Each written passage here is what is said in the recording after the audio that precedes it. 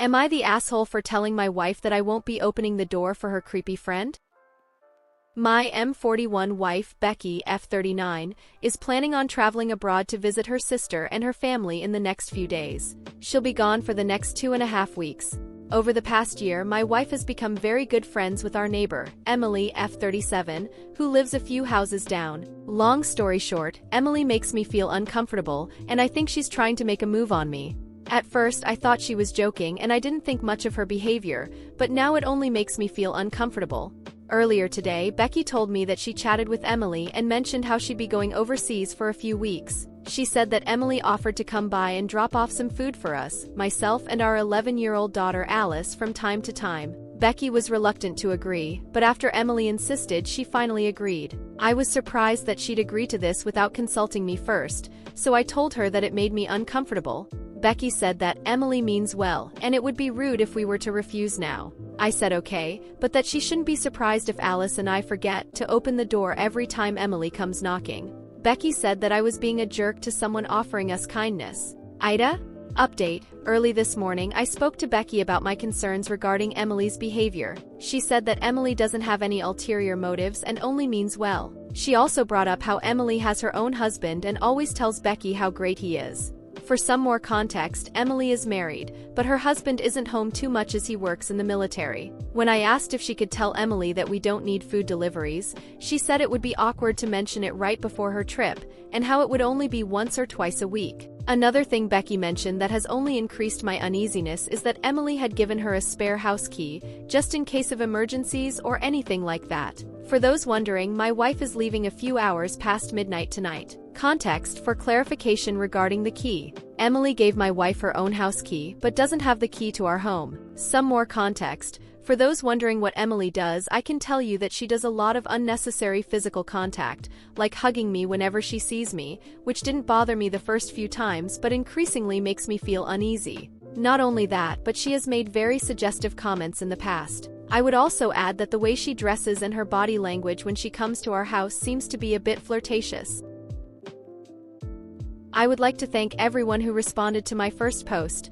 I really appreciated your insights and support. I've taken the advice suggested multiple times in the comments and have installed a doorbell camera the day after my wife had left home. Fortunately, nothing had really happened so far, so I didn't really see much of a need for an update until recently. Without further ado, here is the update. For the past few days, things have been pretty quiet. I've been enjoying spending quality time with my daughter Alice. She attends a summer day camp during my working hours, but we've been spending every evening and the past weekend together watching movies, going on walks, playing video games, etc. My wife Becky had planned on teaching Alice how to cook this summer, but since that is yet to occur, I've taken the opportunity.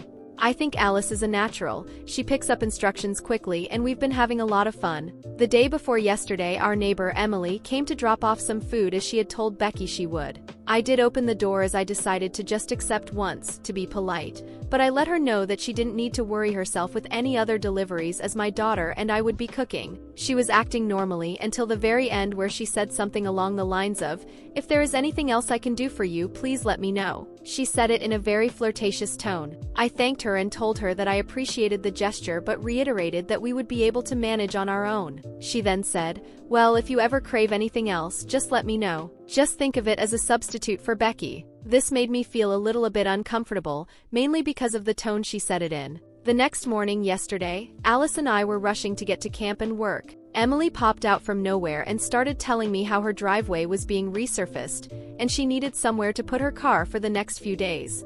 She asked if she could place it on our driveway, and I agreed as Alice and I were in a rush, and because she dropped off food the previous night. As I was driving away, I was mentally kicking myself, as now she'd have a reason to hang around our house. Later that day, I was home doing some chores in our garage when Emily pulled up in her car, mentioning again how her driveway was being resurfaced. I could see that it was indeed the case. We had a bit of small talk, but at some point she went into a tirade about her husband. She shared how she sometimes felt unappreciated by him sometimes, and how they don't get to spend time together. I didn't say too much during this, only that I felt sorry she felt that way.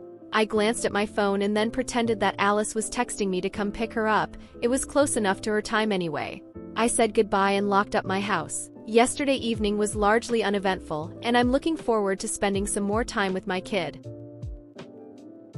I wanted to give a quick update on what's been happening since my last post. Becky will be back in a few days, Friday night, and I didn't want to disrupt her trip or make her worry, so I've spared her most of the Emily details until she arrives. From speaking with Becky, however, I have learned that her sister does not like Emily at all. Becky told me that she was pretty upset about the arrangement and that she thinks Becky is overly trusting.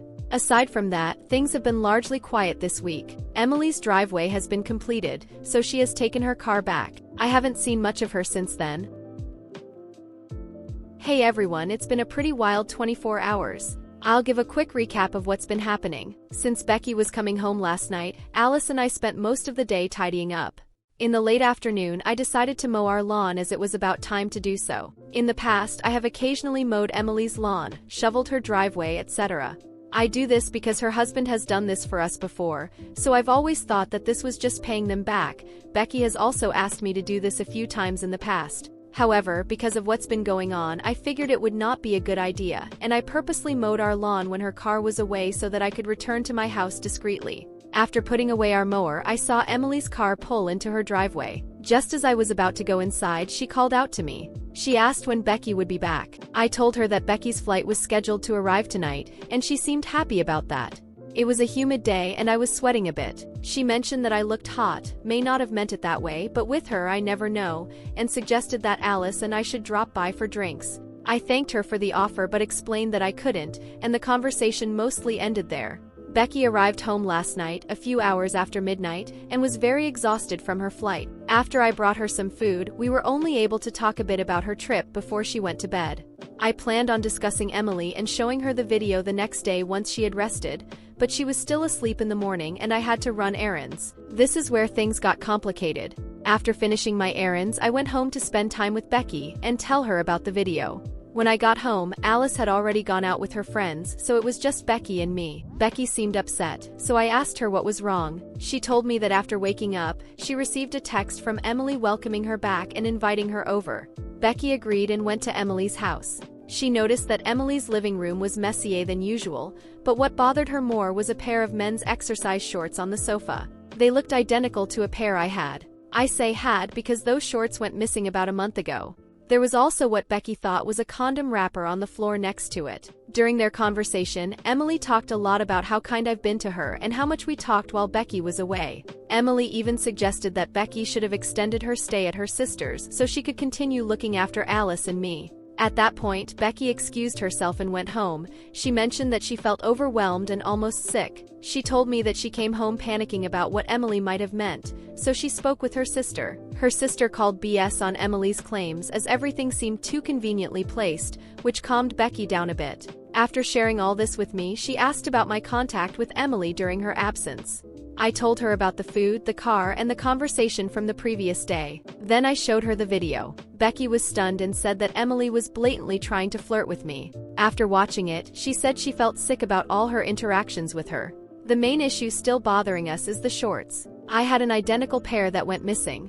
We're unsure if the shorts Becky saw are mine or if Emily bought the same pair for her little stunt. As I mentioned before, Emily has been to our house, so it's not impossible for her to have taken them. However, we lack proof of this. Considering how Emily gave my wife her own house key before she left, it all seems very well thought out. Also, we're increasingly starting to suspect that her husband may be okay with what she's been doing. Becky plans to return the key in the next few days.